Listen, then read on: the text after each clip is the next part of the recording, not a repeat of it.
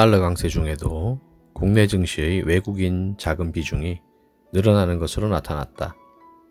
대외 악재가 겹치면서 증시가 하락했지만 예상보다 기업 실적이 높게 나타난 점이 매수세를 자극한 것으로 보인다. 27일 한국거래소에 따르면 이달 들어 외국인은 1조 6,860억 원을 순매수한 것으로 나타났다. 개인과 기관이 각각 2,968억 원, 1조 6,545억 원을 팔아치웠지만 외국인이 홀로 받아내면서 주가 상승을 이끌었다. 특히 달러 강세에도 외국인의 매수가 늘었다는 점이 이례적이다. 보통 달러 강세가 이어질 경우 환차손 때문에 외국인 자금 유입이 줄어들기 마련인데 지난 15일 기준 원달러 환율은 1320원대 중반까지 치솟았다가 현재 1300원 선에서 거래되고 있다. 7월 코스피는 외국인의 매수세에 힘입어 6월 말보다 100포인트 넘게 상승했다. 전문가들은 올해 2분기 기업 실적이 예상을 상회하면서 외국인의 매수세를 자극하고 있다고 올해 2분기 실적을 발표한 상장사 38곳 중 영업이익에서 컨센서스를 상회한 기업은 21곳으로 나타났다고 평가했다.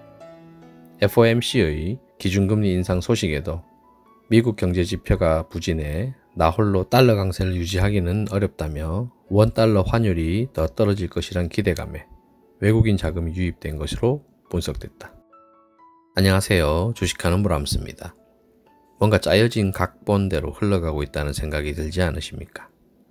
그동안 브람스는 연준의 금리 인상 최종 시나리오를 계속 언급하면서 기승전 금리 인상폭 축소, 금리 동결, 금리 인하가 최종적인 그림이라고 말씀드렸습니다. 그 전조 흐름의 첫 단계인 금리 인상폭 축소 그림은 이번 금리 발표 이후 이제 거의 기정사실화되었습니다. 그러니까 시장 수급의 변화도 바로 나타나는 것이고 지수 흐름도 확실하게 안정적인 모습을 보이고 있는 것입니다. 메이저 수급의 방향성 전환이 바로 그것이죠. 메이저가 상방 가자 하니 결국 상방 가는 흐름이 나오는 것이고 그에 따른 종목별 흐름은 변동성을 걱정하기보다 오히려 이제 저가 매수 기회로 활용되고 있는 것입니다.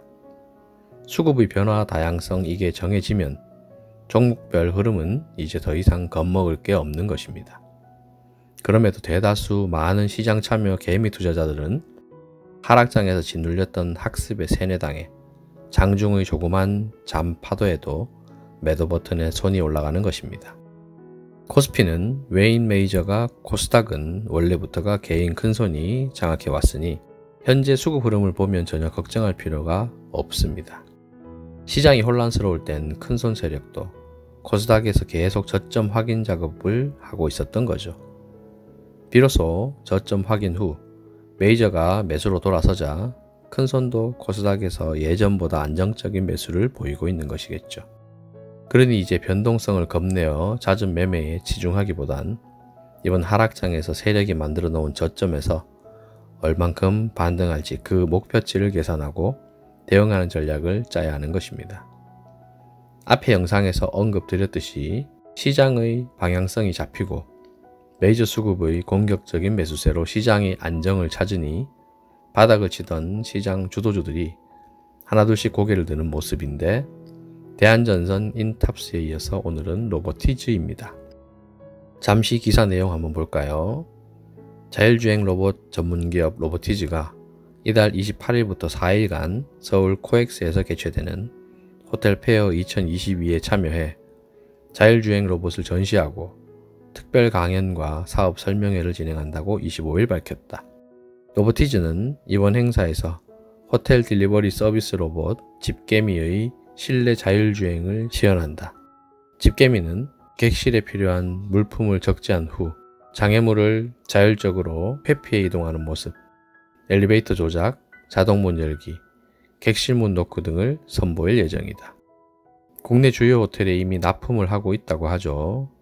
아무튼 실체가 없이 가능성만 부각시켜 주가를 띄우는 관련주들에 비해 훨씬 신뢰가 가는 것입니다.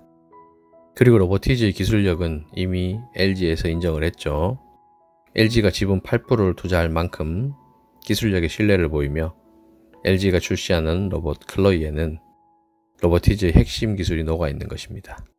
게다가 로보티즈는 로봇 분야 최초로 산업융합 규제 샌드박스를 신청해 통과했는데 국내 자율주행 로봇 분야는 산업융합 규제 샌드박스 실증 특례 통과로 인해 실외, 특히 인도와 횡단보도를 활용한 주행은 로보티즈가 국내 최초로 운영하고 있는 것입니다.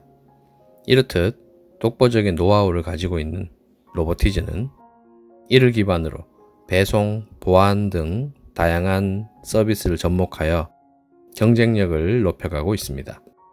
이뿐 아니라 로보티즈는 로봇 구동 부품인 액추에이터 모듈, 다이나믹 셀 라인업을 주력 상품으로 내세우고 있는데 다이나믹 셀은 세계 인류 상품에 선정되며 제품 경쟁력을 인정받았습니다. 시장 규모도 엄청 커지고 있죠. 시장조사기관 마켓스앤마켓스 등에 따르면 글로벌 배달 로봇 시장은 지난해 약 2,517억 원에서 2026년 1조 1,360억 원으로 연평균 35.1%씩 성장한다고 보고 있으며 2030년에는 전체 배송 물량의 20%를 처리하고 관련 시장은 50조 원 규모에 이를 전망이라고 하니 앞으로 성장성은 시간이 갈수록 급팽창할 것이란 건 자명한 일이 아닐까요? 그리고 로보티즈는 테슬라 로보택시가 언급될 때마다 관련주로 언급되었는데 로보티즈는 지난 12월 자율주행 로봇과 자율주행 로봇의 주행 모듈 관련 특허 2건을 등록한 바 있어 그게 시장에선 재료로 엮이는 것 같습니다. 아무튼 이래저래 독보적인 기술력을 많이도 보유한 로보티즈, 로봇주 대상성의 천병 역할을 해줄 가능성이 매우 높아 보이니 집중해봐야 하지 않겠습니까? 차트는 설명이 필요 없을 정도로 멋지게 쓰리바닥 찍고 점진 우상향 중입니다. 세력이 만든 저점은 16,600원, 그럼 1차 목표가는 대략 나온 거라고 봐야죠. 그리고 브람스 주력주 대한전선, 아진엑스텍, T로보틱스, 인탑스, 그리고 히림 유시는 끝까지 추적해서 수익을 결정짓도록 하겠습니다. 삼각파도에 준할 만큼 험한 장세를 딛고 지금까지 왔습니다. 인내 열매는 따야지요. 오늘 여기까지 하고 차트 우량주 2선인데 히림 그리고 유신 이 두 종목은 앞에 프론티어나 G2파워의 궤적을 그리고 있어서 아무리 봐도 세력이 세게 작업을 칠 것 같아 시세 분출까지 계속 집중 추적하겠습니다. 감사합니다.